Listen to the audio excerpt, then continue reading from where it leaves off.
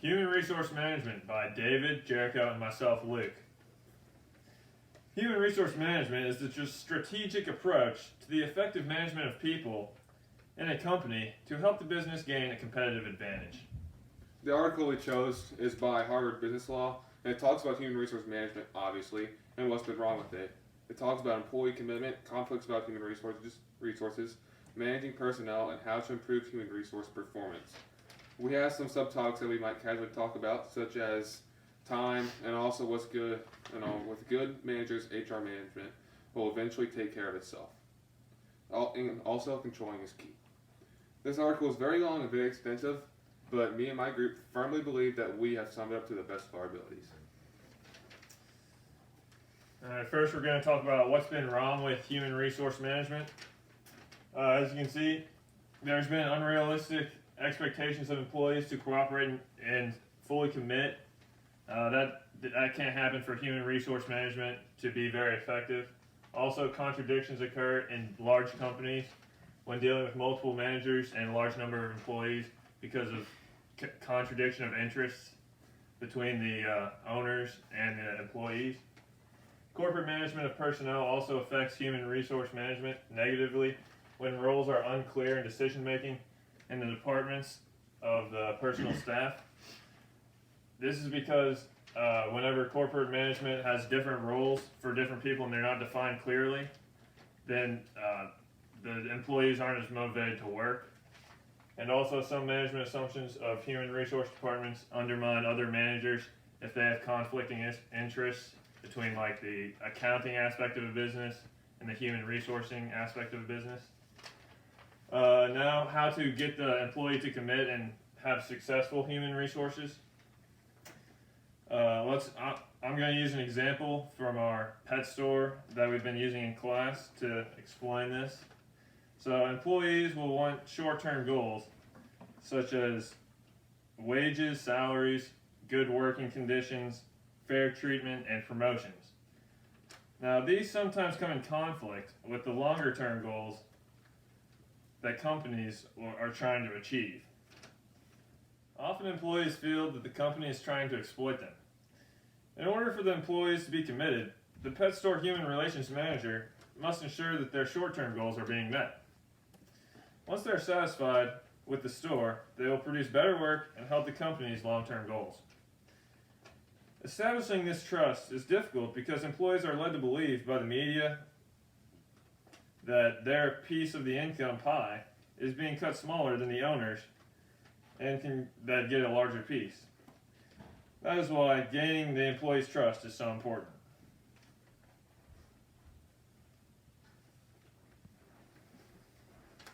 So up next, I'll be talking about conflicts in theory. Business managers use a multitude of different techniques to achieve collaboration and productivity from their employees. In most companies, managers employ 4 different disciplines to improve employee performances and relations. The first school is the human relations. It's a group behavior is critical to collaboration and success. Groups must bestow authority and control.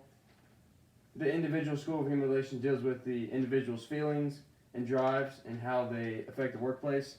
It also deals with psychology, leadership, authority, power, and responsibility.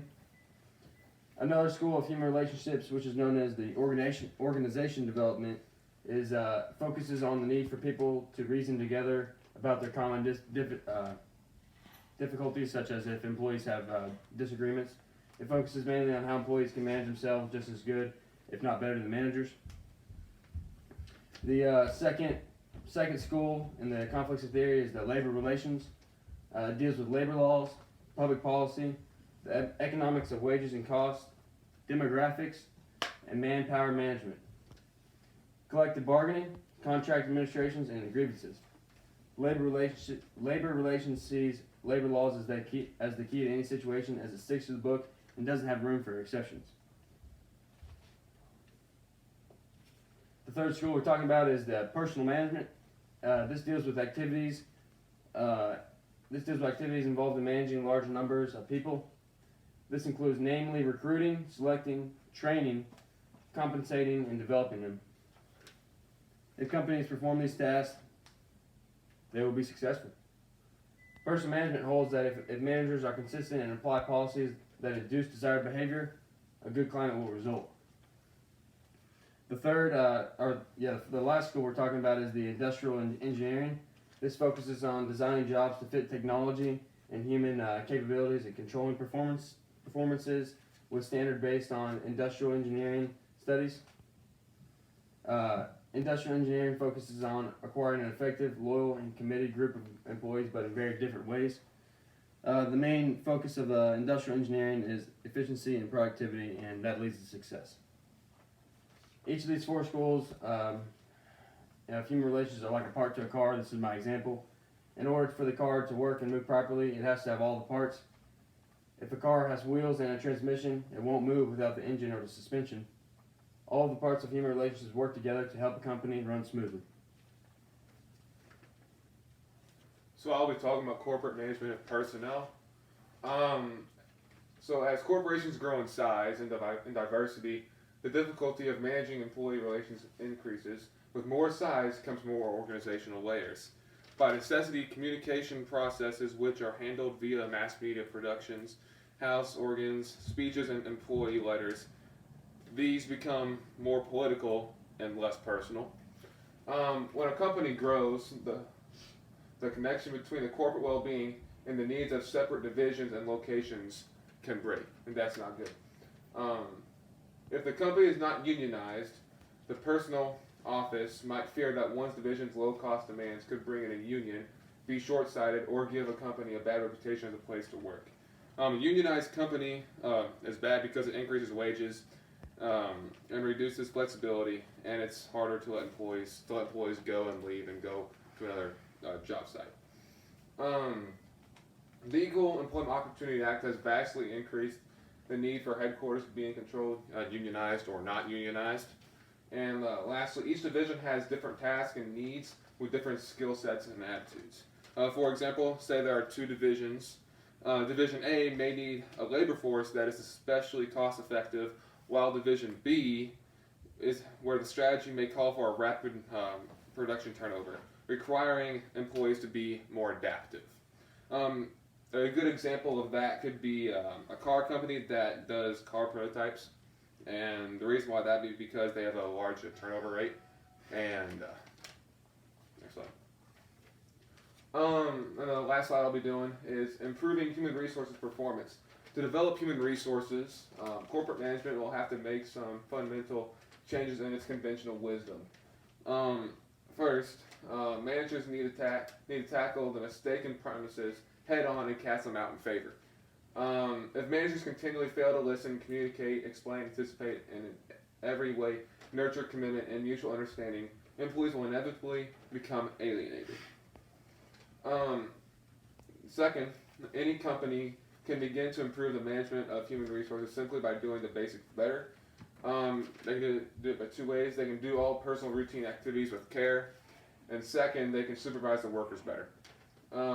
Third, managers need to set a 7-year time horizon for their human resources planning and operations.